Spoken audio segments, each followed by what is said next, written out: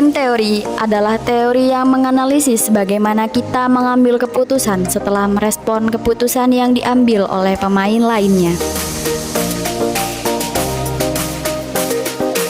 Game teori ini dipopulerkan oleh John Forbes Nash 1994. Keseimbangan Nash ini adalah keseimbangan yang tercapai di mana setiap pemain dalam sebuah permainan tidak bisa lagi memperbaiki posisinya untuk merespon apa yang dilakukan kompetitornya. Contoh game teori yaitu toko yang menjual barang sejenis namun lokasinya berdekatan, ATM-ATM yang mengumpul di lokasi yang sama, penjual baju atau penjual elektronik yang saling berhadapan. Kemudahan ini memang menguntungkan bagi para pembeli. Namun, apakah ini juga akan menguntungkan bagi para penjual?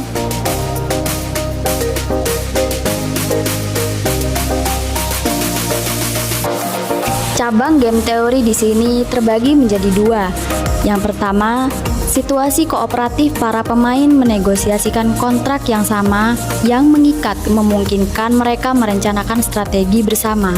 Yang kedua, situasi non-kooperatif interaksi sosial yang kompetitif di mana akan ada pihak yang menang atau kalah. Percobaannya adalah prisor dilema atau dilema tahanan.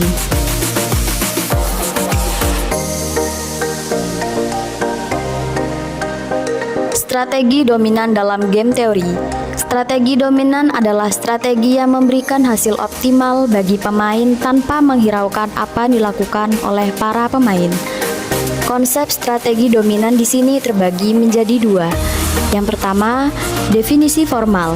Strategi dominan adalah strategi yang memberikan hasil yang lebih baik atau setidaknya sama baiknya di semua kondisi dibandingkan dengan setiap alternatif yang mungkin dipilih oleh lawan. Yang kedua, eliminasi strategi.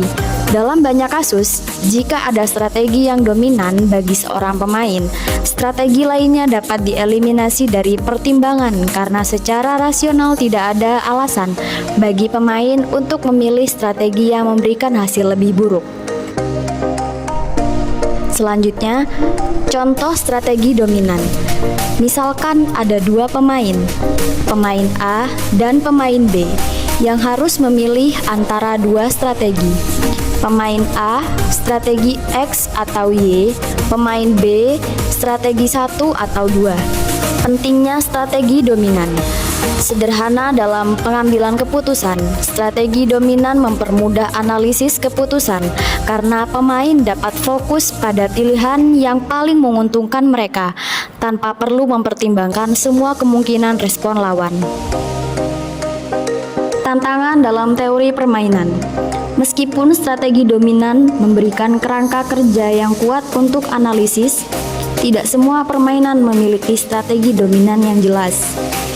Beberapa permainan melibatkan strategi yang saling bergantung atau interaksi kompleks di antara pemain, yang memerlukan pendekatan lain seperti equilibrium Nash untuk analisis yang lebih mendalam. Ada 4 keputusan dalam game teori. Yang pertama, player, pengambil keputusan yang rasional. Yang kedua, strategi atau aturan yang diperbolehkan dalam permainan tersebut. Yang ketiga, outcome atau hasil yang diperoleh dari permainan tersebut.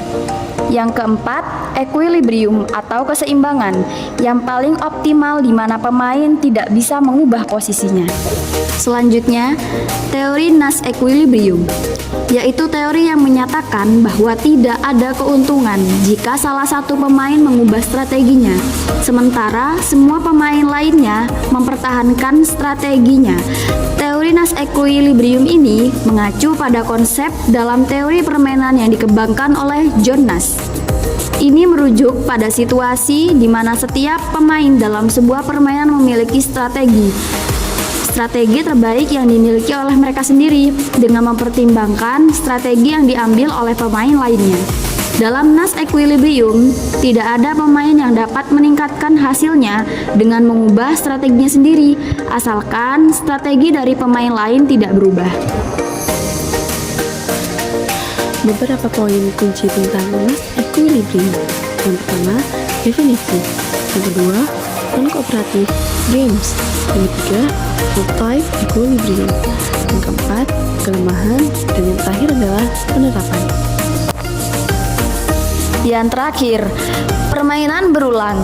Strategi untuk membalas atau tit for tat, kecenderungan untuk bekerja sama dalam permainan berulang tak terbatas atau infinite repeat games, dan kecenderungan untuk tidak bekerja sama dalam permainan berulang terbatas atau finite repeat games. Pertama yang kami ingin tanyakan adalah bagaimana strategi pemasaran yang Anda gunakan untuk penjualan produk ini? Mungkin dari segi marketing. Dari segi marketing, Pak. Marketing untuk membuka cabang atau bisa menambahkan varian rasa, varian dari beberapa menu seperti kayak ST yang biasanya kan ST original. Ya. Nah, kita di sini kita menambahkan kayak seperti varian rasa-rasa seperti kayak coklat. Lebih ke seger, ada lemon tea, ada lebih ke yang manis, creamy kayak penambahan cream cheese. Kurang lebihnya seperti itu. Berarti untuk strateginya di sini sampai Mbak ya, Pak, menambah rasa-rasa es dan menambah Varian rasa. varian rasa. Mas, untuk pertanyaan pertama Mas ya. Oke. Bagaimana strategi pemasaran yang Anda gunakan untuk penjualan produk ini? Untuk strategi yang saya gunakan sendiri melalui promosi melalui sosial media seperti WhatsApp, status IG, sama Facebook. Jadi sampean mempromosikan produknya melewati sosial media Mas ya? Ya.